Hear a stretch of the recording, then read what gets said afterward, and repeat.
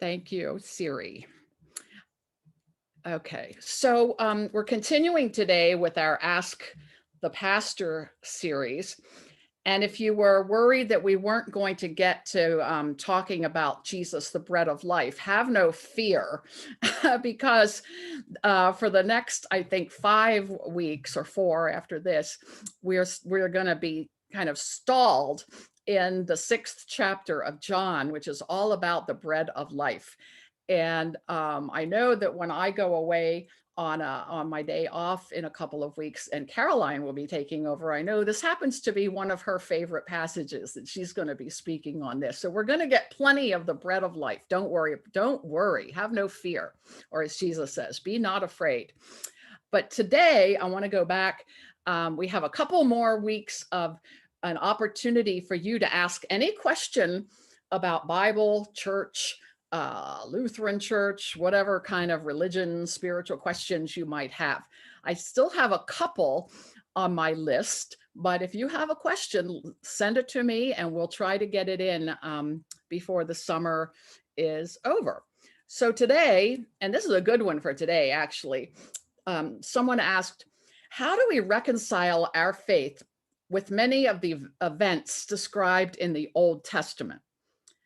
And perfect for today, right? Because we see the reading that was from Kings, which is very similar, or you can see vestiges of it in the gospel reading about feeding people, feeding a lot of people with a little bit of food. So we know that there are connections, right, between the Old Testament and the New, but sometimes we don't really know how to take things that are in the Old Testament, or we don't know what our relationship as Christians should be to the Old Testament, especially some of the hard parts. I assume that the questioner, was referring to some of the parts of the Old Testament that actually are rather violent. There's some pretty scary stuff that happens in there that we don't like. So what do we do with it? Well, just so you know, that scholars have been talking about this like from the very beginning, and it's a very complex subject. And Christians have been struggling with this violent aspect in the Old Testament from the very beginning. For instance, in the first century, Marcion, who was a theologian of the time, he decided and he taught that the benevolent God of the Gospels, who sent Jesus into the world as our Savior, was the real God, the real supreme being. And that was a very different entity from the he called it a demiurge, but sort of a lesser God that he identified with the creator and the God of the Old Testament. Well, he was denounced as a heretic, but really, I mean, there are many ways that even people today will try to make sense out of these things. Some people will say, well, the God of the Old Testament was the God of wrath, and the God of the New Testament is God of love, but you find the God of love in the Old Testament as well. So it's not all that clear.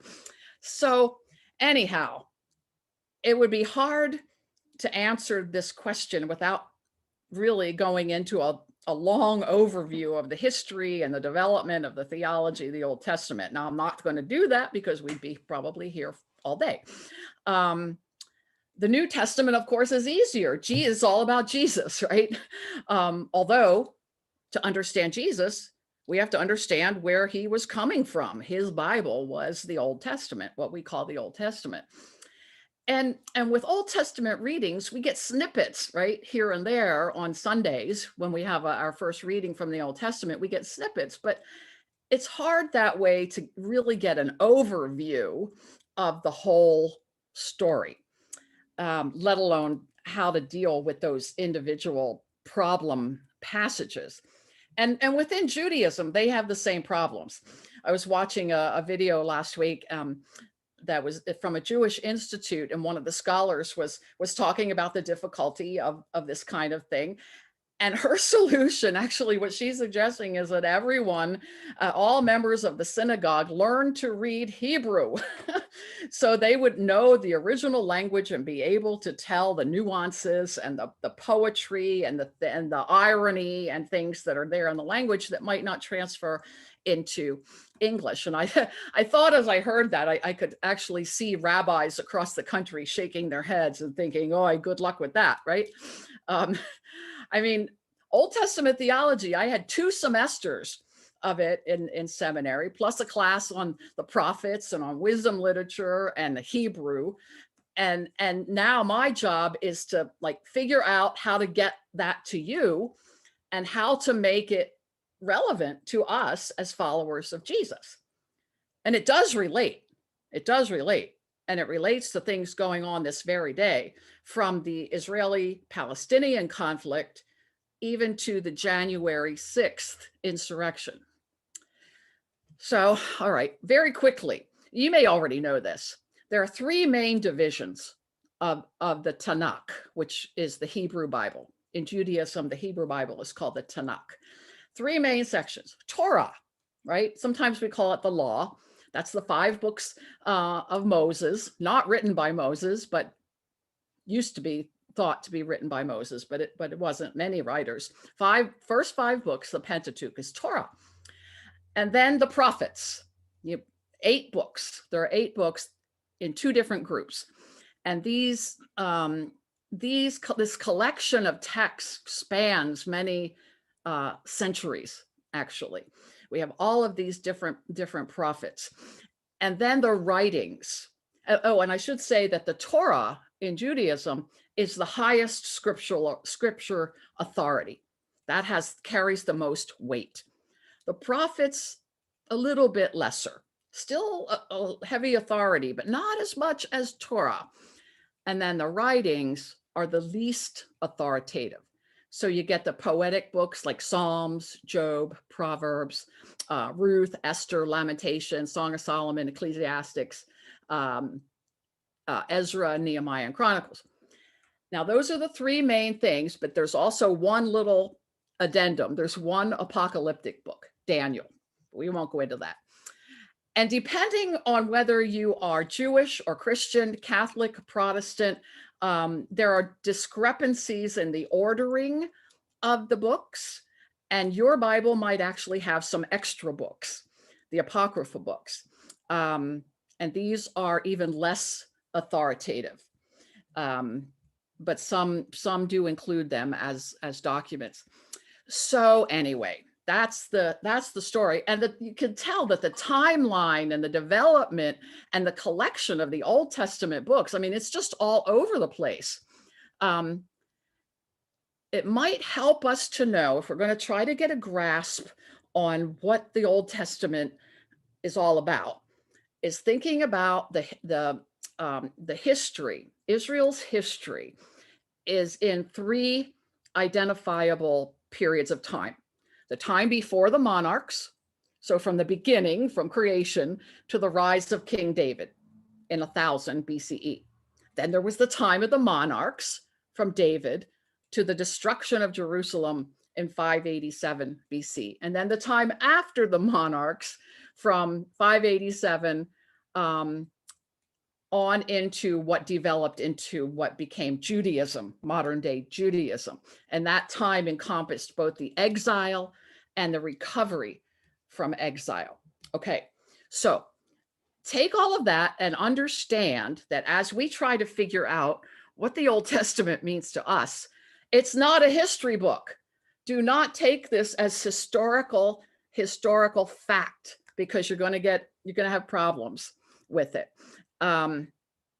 Not more than 2 generations ago, scholars believed that the biblical storyline pretty much reflected the actual historical timeline of Israel.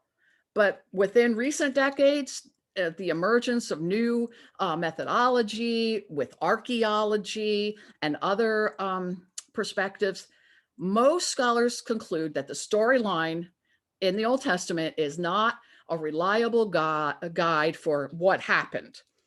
We don't know, literally, what happened. Although scholars continue to study and argue and think about it. What we have in the Old Testament, this is what we have to remember when we get to these difficult passages, is that through these generations, through these centuries, we have storytelling, we have tradition building, we have people through the years interpreting and layering on information and stories and imagination, and creating this tradition of what they saw as their story. And so it might make it more complicated, but we cannot claim these stories to be historical fact. Okay, got that. So now what do we do about these problem passages? Probably the biggest example that people will talk about having problems with is the Hebrew conquest of Canaan, the promised land, right? They come into Canaan and it's a violent takeover, right? We have all of these passages about, smiting the Ammonites and the Hittites and the Jebusites and all the other ites. They're always smiting people. And we just think that what? And it's that God said do this. What do we do with that? Well, we could throw it all out a la Marcion, right? We could do what John Calvin, back in his day, he went with and I won't go here, but he said it was God's will. God commanded it, and God's commands must be obeyed. We have others who say for Christians, that was the God of wrath, and now it's Christianity, and we don't want anything to do with that. So Christianity won, and forget all that. None of those work. None of those work. Like the difficult sayings that we have of Jesus, right? Well, there's some stuff that Jesus says that we kind of go, whoa, what did he say? We have to deal with them. We got to figure out what's going on if we're going to be serious about being people of the book, right? So probably the biggest, the one book that causes us the most agita, most heartburn, is the book of Joshua. The book of Joshua. Moses has died, has passed on leadership to the younger generation, to Joshua. And so the people now go from their buoyant, joyful anticipation of entering a promised land into violent invasion and takeover, possession of the land, because there were people there. They didn't go someplace that was just empty. There were people there. You know the story of Jericho, right? You probably know the song about Joshua fit the Battle of Jericho and the walls came tumbling down, right? Jericho, the city of Jericho in Canaan, was their first battle and their first conquest. And you might know the story of how the Israelites marched around the city walls once a day for 6 days, and 7 times on the 7th day. And on that day, they would blow their shofars, the ram's horn. And guess what? The walls fell. The walls came crumbling down. It's a great story, right? Excavations at the site of the biblical Jericho, however, fail to substantiate the story. It's a story. However, that story is the basis for a lot of stuff that goes on today. Take, for instance, the Israeli Palestinian conflict. I mean, I'm sure we're all quite aware of this ongoing conflict that just doesn't seem to have any resolution. Well, according to Rachel Haverlock, who's the associate professor of Jewish studies at the University of Illinois at Chicago, and she's trained in Hebrew Bible, the rabbinics, and folklore, and Middle East studies. She says, no biblical text has ever been more central to the politics of modern Israel than the book of Joshua. Named after a military leader who became the successor to Moses, it depicts the march of the ancient Israelites into Canaan, describing how they subjugated and massacred the indigenous peoples. The very words for occupation and settlement come right out of Joshua. And then you can see how that, I mean, let's not just point the finger at other countries. When we start talking about the eradication of indigenous peoples, we can look to our own history for that.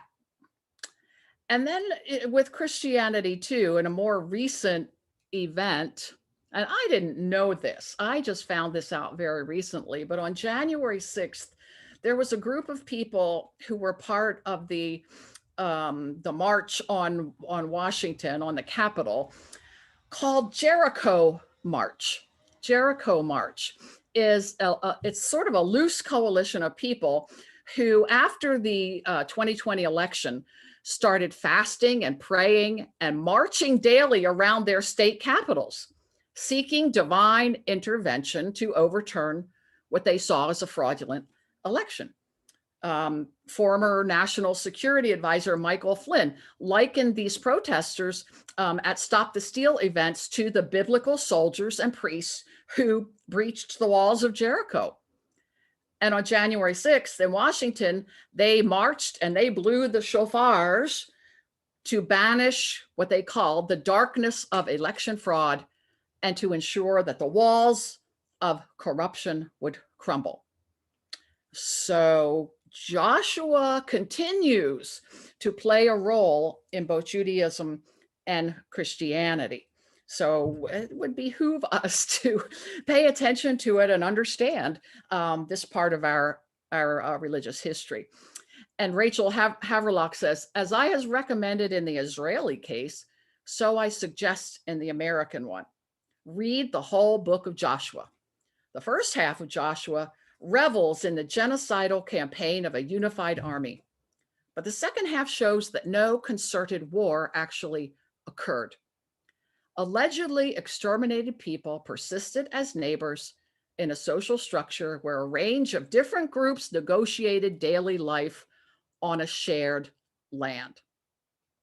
And stories, of course, rose up and came about in the midst of this sharing of the land and maybe some conflicts that they had in the process. You know, people are people. We all have conflicts with our neighbors at times.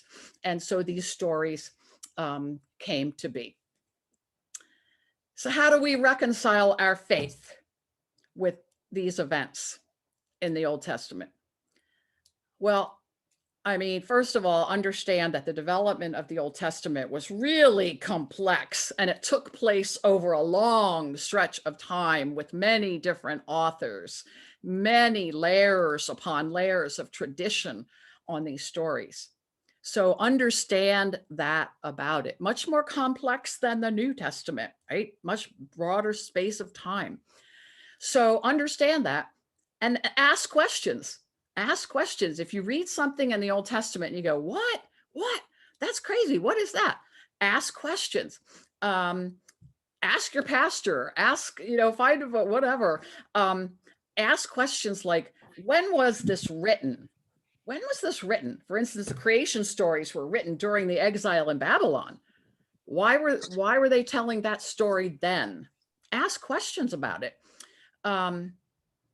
Employ, now this might be an unfamiliar phrase, but I'll explain it in a second. Employ a hermeneutic of suspicion.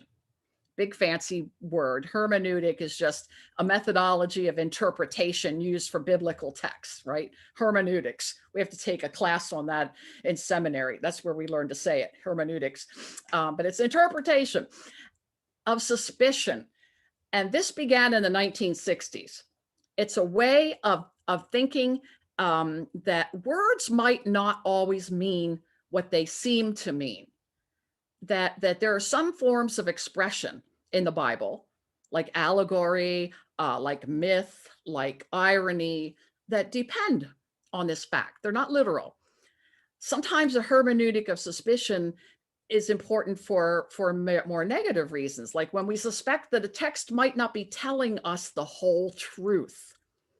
Examples would be like what New Testament texts tell us about the role of women in early Christianity, which naturally reflect the patriarchal assumptions of the time, or what they tell us about the Jews and about the Pharisees, which were clearly influenced by quarrels between the early church and the synagogue. So we need to know that. You can get a hold of a good introduction to the Old Testament, a newer one, a recent one with good recent scholarship. A good one would be Walter Brueggemann's Introduction to the Old Testament, the Canon, and Christian Imagination, because it is written for congregational use. It's not a highfalutin, big academic, big words thing. Not that you can't do big words, but it's for congregational use. Really good. And be open to learning, even if it challenges maybe some of the assumptions that you've learned over the years. Old Testament theology in seminary is probably the most challenging course for a lot of new seminarians, because it just sort of blows your mind of, wait a minute, that didn't happen the way we always were taught it was. Wait a minute. But be ready to be challenged. Be curious about how the text is understood in Judaism, because it's not always the same as we take it in Christianity. And there are ways of talking about that. Understand that this is Jesus's Bible. Of course, the Torah was most important, but also the prophets, obviously, to Jesus. But Jesus didn't pick up on these violent texts. There's nothing about that. He might have understood better than modern readers do that these stories were not literal, that these were what Walter Brueggemann calls imaginative remembering, which is not untruths. There are truths buried in these stories, but we might have to dig around in them a little bit to really get to what's going on underneath these layers of imaginative remembering. And of course, I'm your pastor, so I have to say, get into a Bible study. This is the way to do it. I know it's not a big popular thing to do these days, and people are busy and things, but this is important stuff. It relates to daily life. It relates to politics. I know we're not supposed to bring politics into the pulpit, but guess what? The whole Old Testament is based on politics. It just is. So get into Bible study. We actually have good discussions and we learn stuff. So I'm going to open it up if anybody has any questions. Anybody have any questions of that that I can answer quickly, or maybe for another session? Anything that anybody wants to question or comment on? Or put you all to sleep? If I've put you all to sleep, I'm going to wake you up with we are going to be doing a hymn of the day throughout this season of Bread of Life. So we're going to continue with that hymn of the day.